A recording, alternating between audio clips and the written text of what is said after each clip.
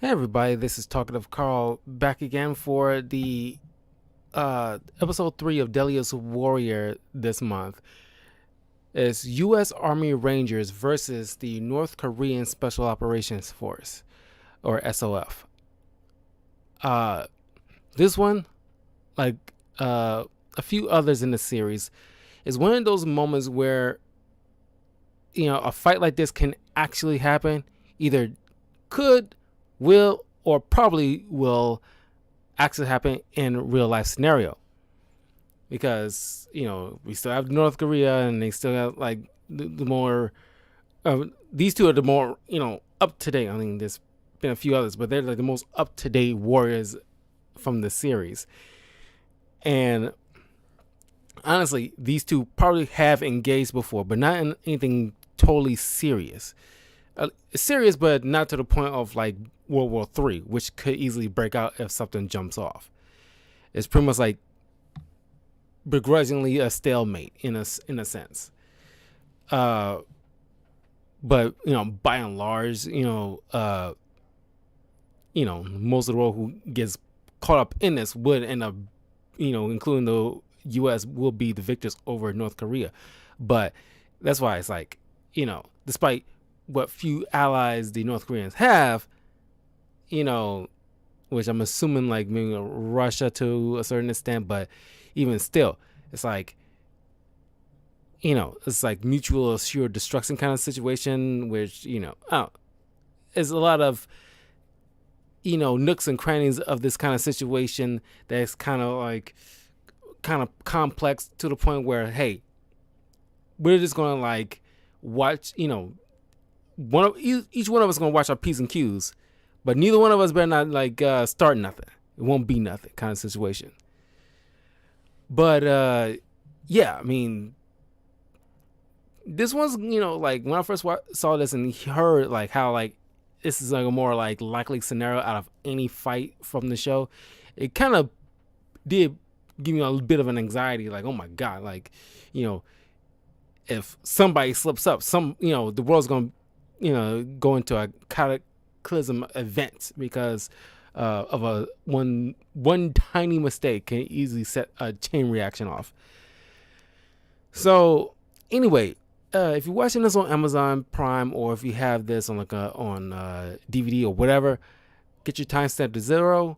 We checking this out, and yeah. So 1 second here.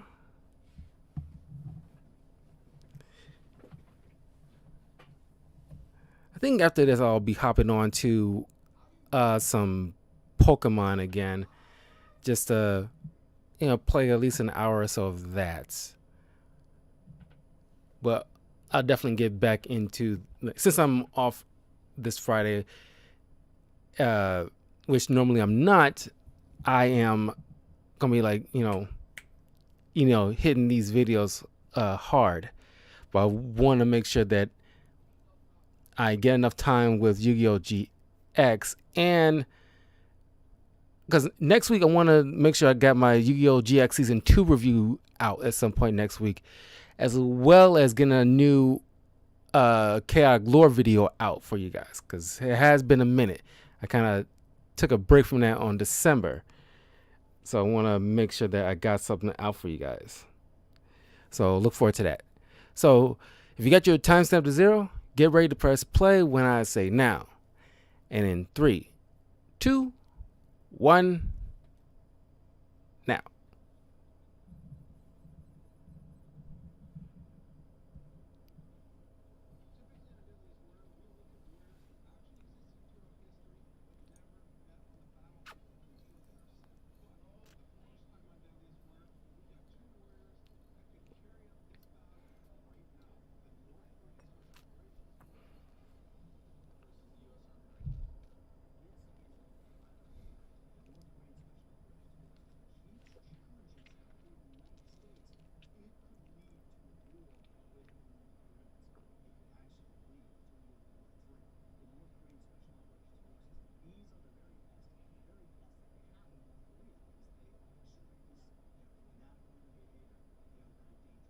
Yeah, they're like extreme fanatics, man.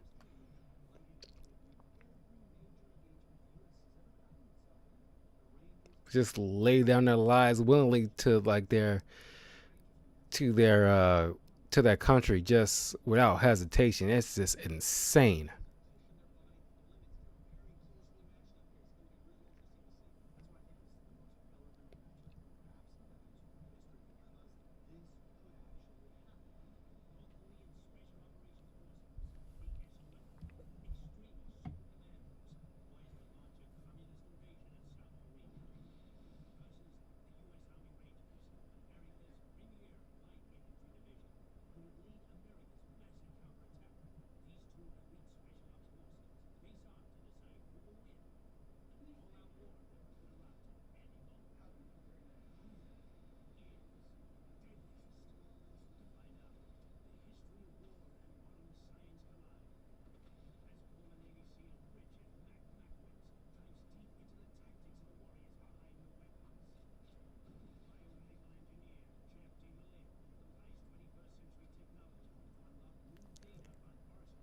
But the weapons being used here are like extremely awesome, though. I gotta say, like out of all the modern weapons that we saw on the show, I am most impressed with like the U.S. Army Rangers and the North Koreans' weapons more so.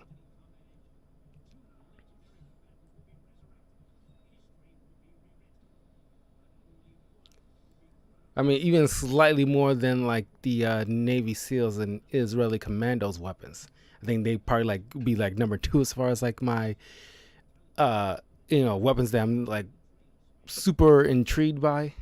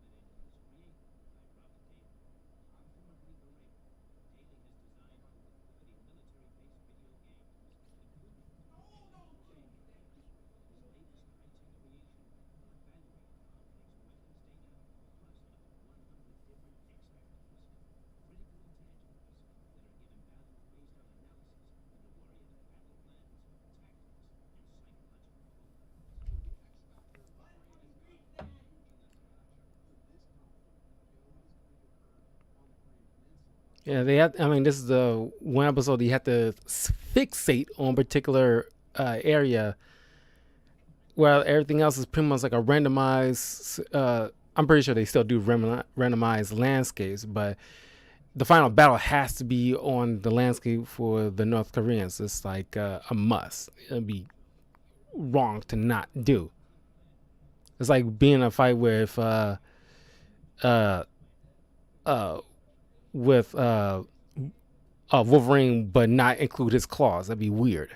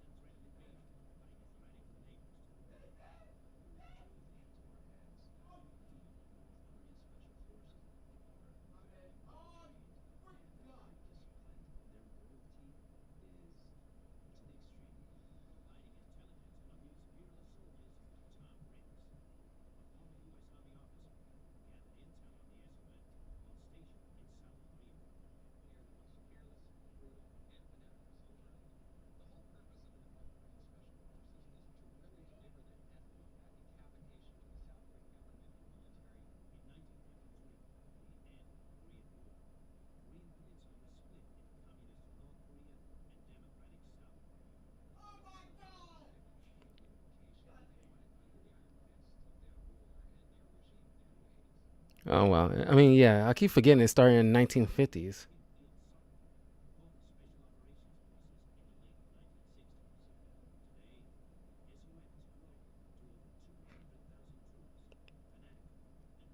and South Korea is it's like a mandatory for like children when they get into like what like 18 to automatically serve in the South Korean army for a couple of tours. I think it's like it's like a must. I guess for this particular reason, because the North Koreans can like do anything at any moment. You need to have the manpower, I guess. It's probably more complicated than that, but that's what I see because I do know that it's like a whole thing with one of the members of at least a few of the members of the BTS K-pop group. I remember last year being like a thing where it's like one of the members you know at some point had to go and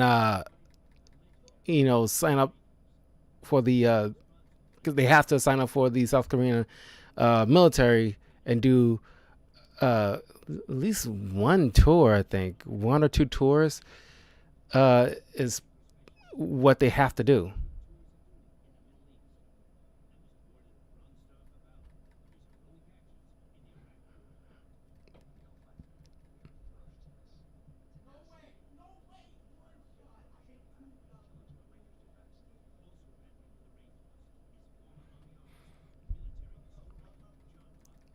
And it's a cool code of what do you call it? Code of honor or saying the U.S. Army Rangers. The Rangers lead the way because they're always the first ones, the first uh, thing down the pipeline when it comes to taking down adversaries.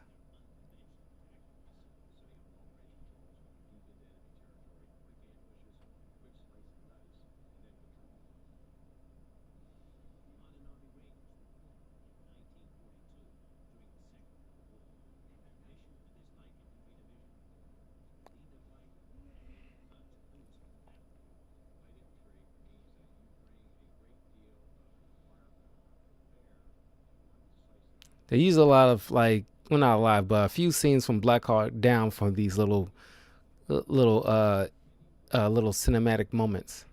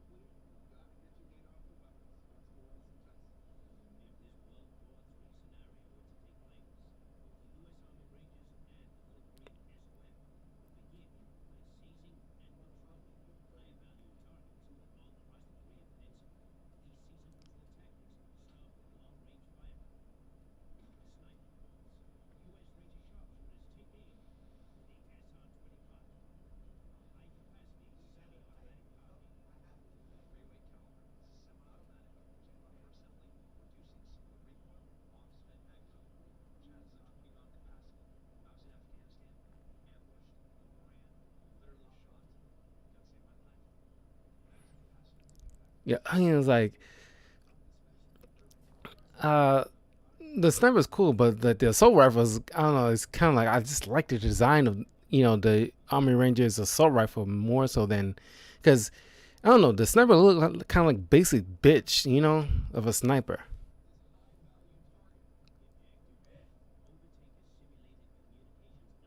Even though it's not, but it looks like one of those fake toy kind of guns kind of situation. And like something like the assault rifle looks like so detailed, it's freaking real.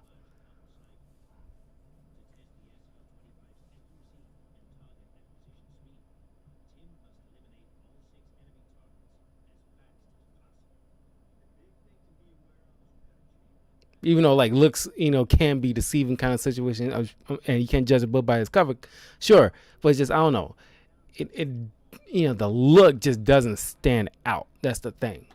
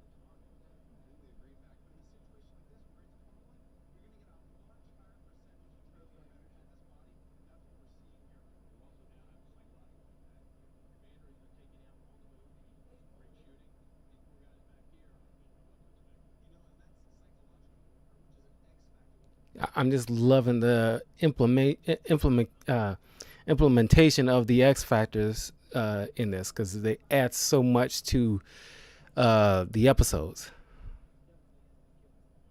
And look at like that grouping of a shot right in the face. It's right down the barrel, right into the face. That's a hell of a shot.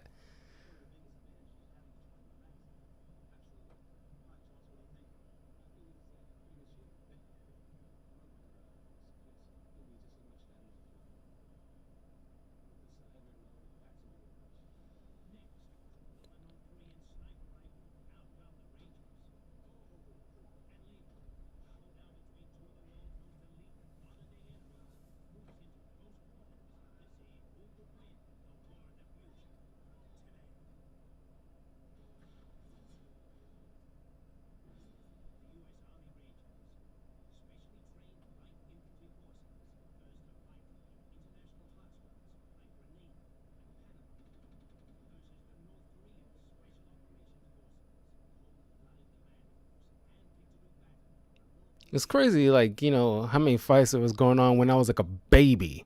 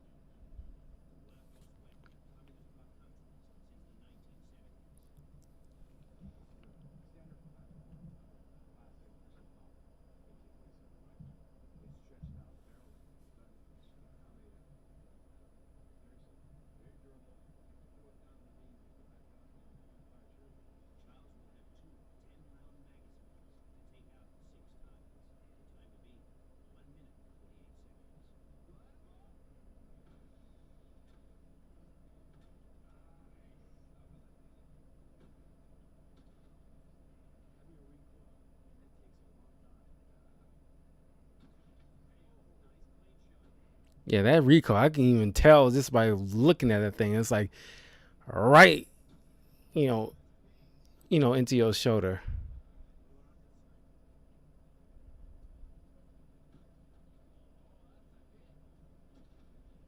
I mean, he's getting his hits off, but man, that recoil ain't no joke.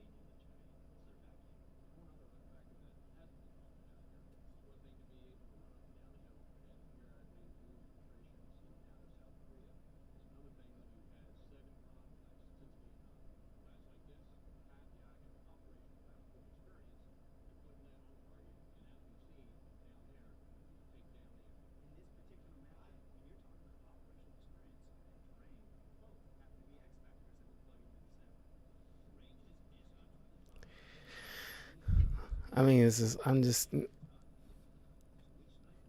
I mean, I'm not a fan. Not only the Rico, but that the 10 box magazine. You have to change each time. It's like a pain in the ass, especially when you send it rounds down range.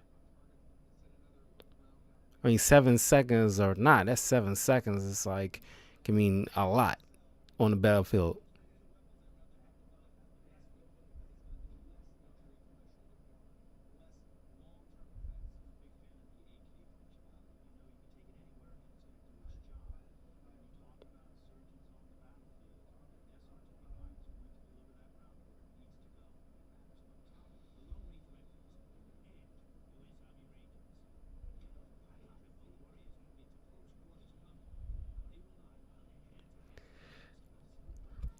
Now there was like some deleted scenes from this episode when it comes to their like the touch table and the battle strategies of each of these warriors, and like in a scenario of like how would like North Korea attack like the U.S. and how would the U.S. respond and vice versa.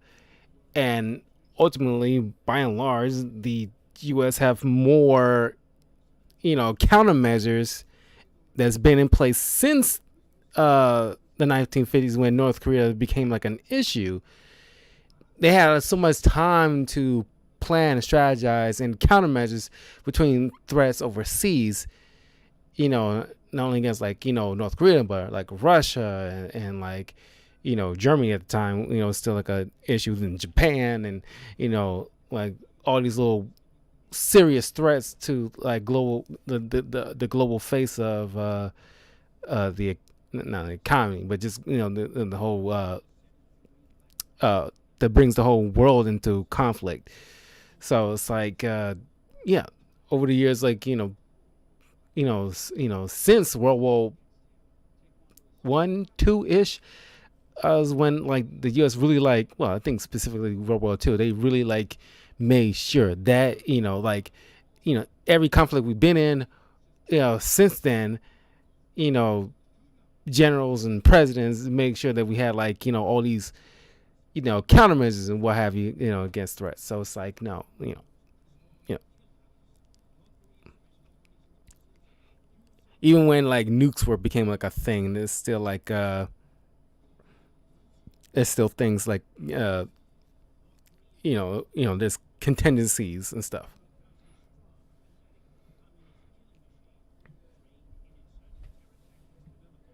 I really wish they had that included in this,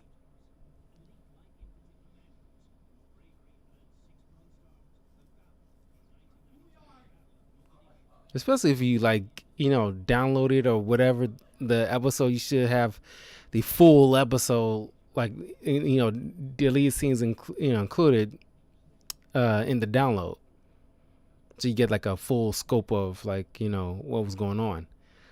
Like there's like the episode that we'll see probably in like a month or two of what was it? Uh Saddam Hussein versus Pol Pot, dictator versus dictator episode. They There was a deleted scene of them testing out each one of those warriors or dictators torturing methods. Uh I know I'm gonna bring it up in the episode when we get around to it, but I just want to mention it now that uh Pol Pot had like chemical baths, for torture, while uh uh Saddam Hussein had like electrocute. No. It was like electrocution for Pol Pot, while chemical baths for the uh Saddam Hussein's forces. And the way they utilize it is they test it out on like these pigs. It's like of course the electrocution pretty much almost cooking the pig, while the chemical bath was they have to wear like these hazmat suits just to try them out. They when they just lightly brushed the chemical on the pig's skin, it's like pretty much the chemicals is peeling off just by the slightest touch, begin to peel off the skin just so easily, just kind of break down the cells to almost like a fine, like, paste almost. I know I kind of talked over like the hand-to-hand combat things, but it's like that's pretty dope too. Because how can you measure one fighting skill over another? It's like, you know, either way can easily overpower the other, depending on the situation at hand.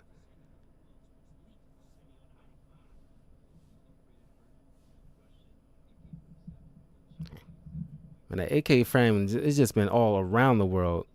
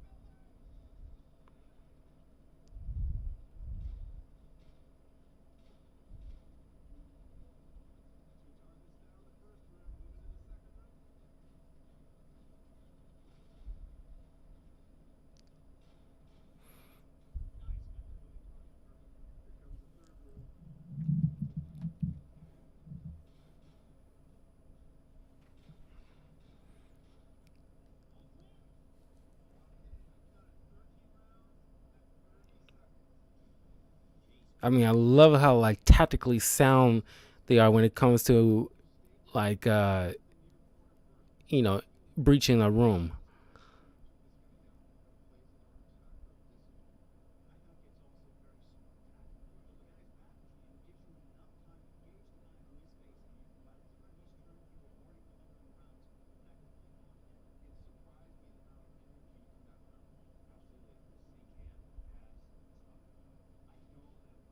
Yeah, these pretty much the bullets is pretty much exploding the targets.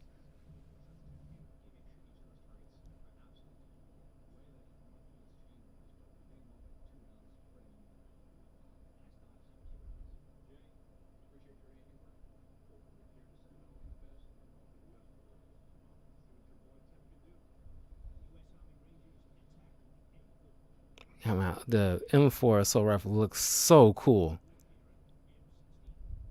I'm not a gun guy, but I can appreciate these kind of things.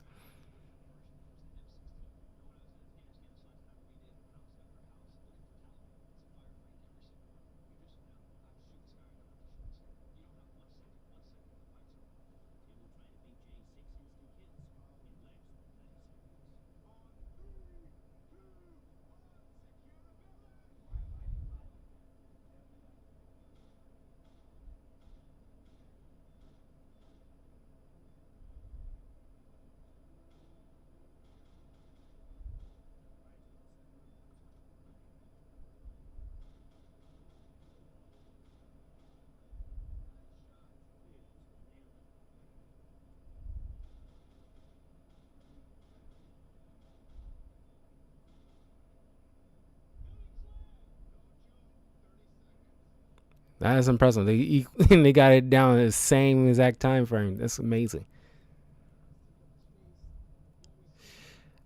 I did not like the idea of him just because that last target, you don't know if that was actual threat or not until he turns around and you see actual gun or him reaching for a gun, because you're just delivering rounds directly into a man's back and you don't know that who that guy is.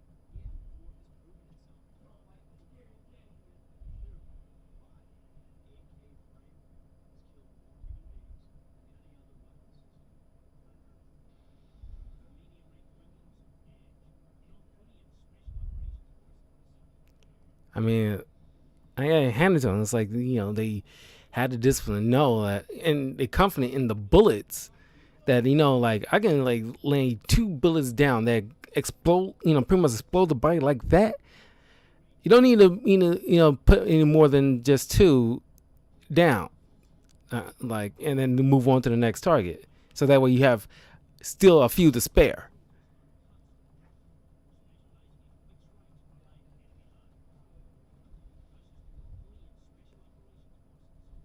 I mean, like the M4, like it's cool and impressive. It's not nothing to knock at, but you're just like really utilizing all those bullets, man, and you probably did not need to do that at least half the time.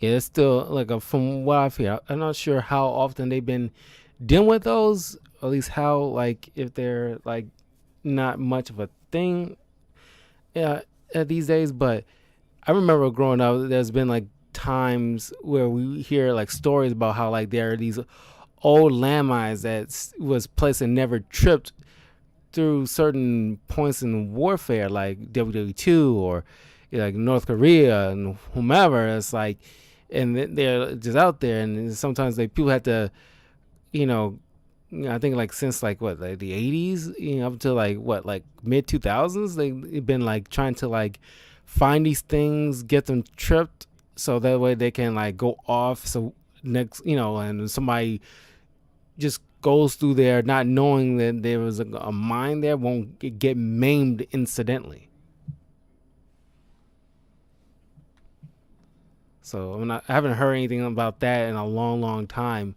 But hopefully, those kind of things are not a thing anymore. They pretty much hopefully got them all.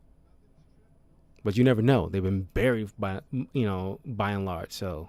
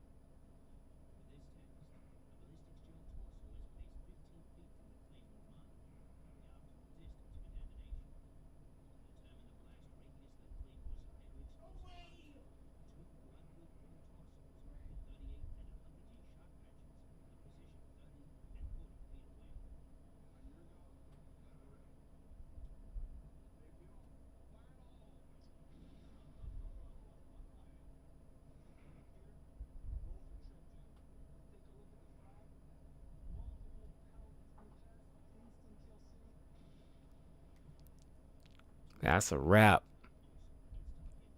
Those pellets are no joke. This is not that dissimilar to the Nazi Waffen SS's that episode with the Viet Cong.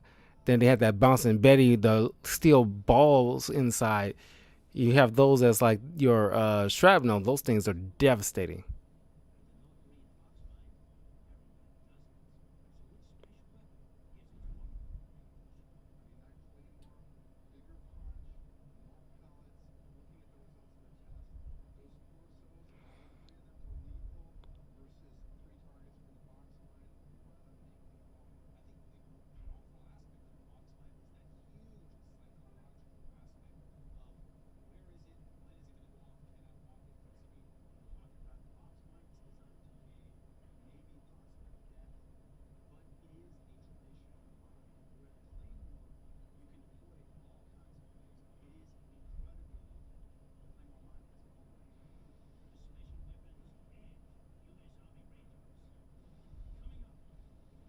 Okay, final battle.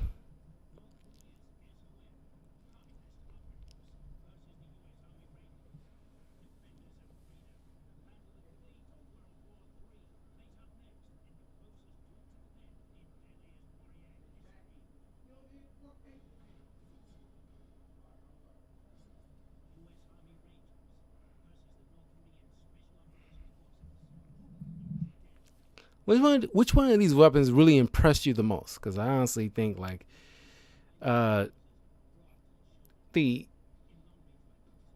uh, the assault rifle stuff impressed me the most. Both of their assault rifles.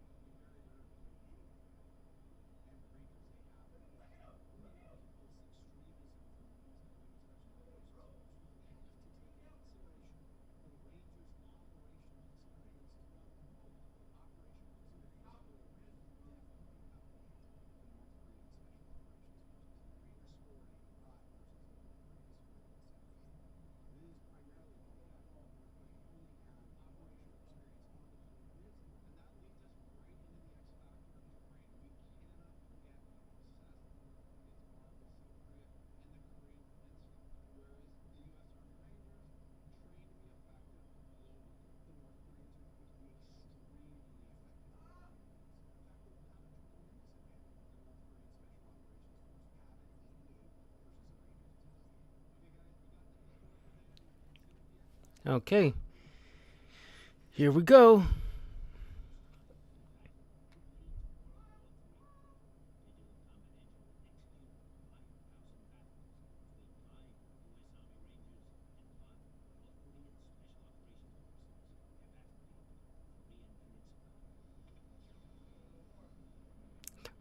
I mean, back in the day, I usually like to freeze frame the computer just to see like what numbers randomly come up and what they're testing.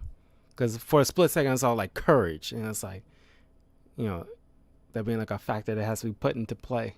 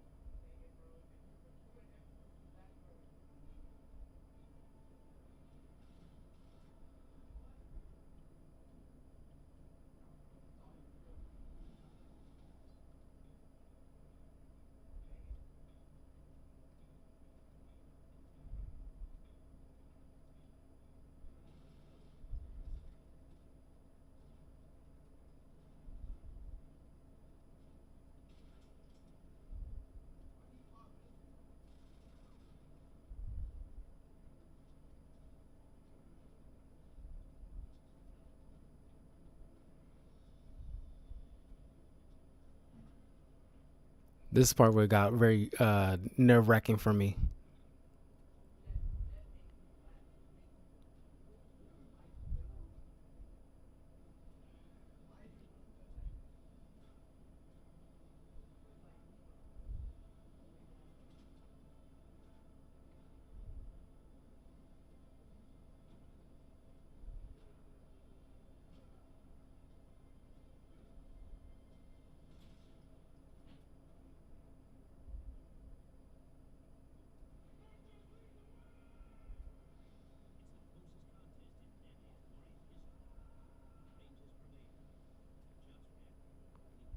Now that's close.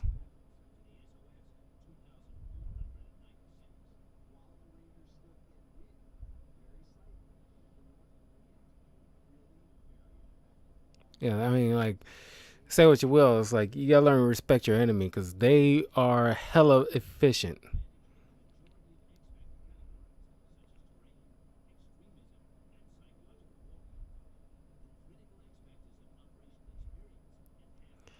Yeah, I mean, it's like if the North Koreans were effective worldwide like the U.S. Army is, then they probably would have gotten a bit more of an advantage. But in the operational experience, as it plays like a major factor in like an army.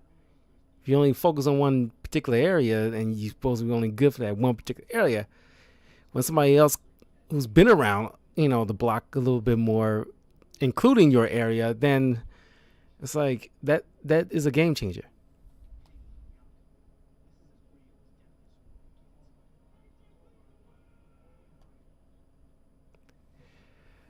Uh, that was the episode 3, U.S. Army Rangers versus North Korea.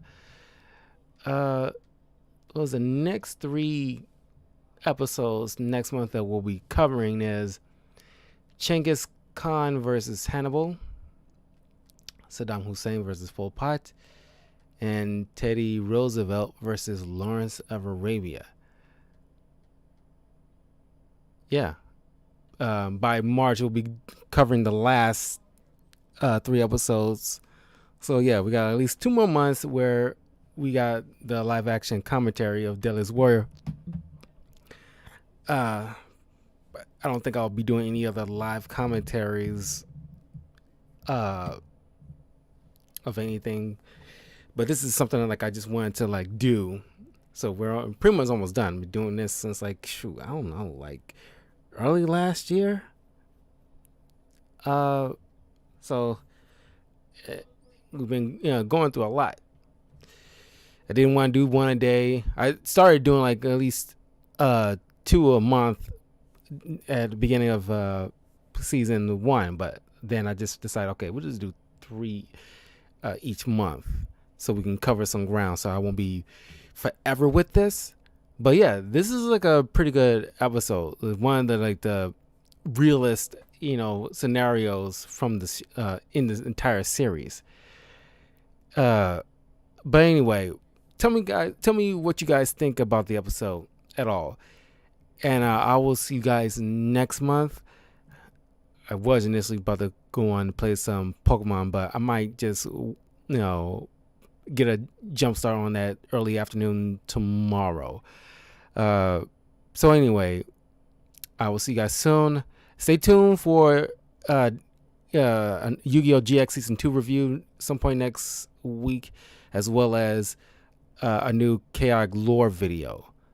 Probably like, if not next Wednesday, next Thursday. So anyway, I'll see you guys soon. Take care. Be safe. Happy New Year. And yeah, I will see you guys soon.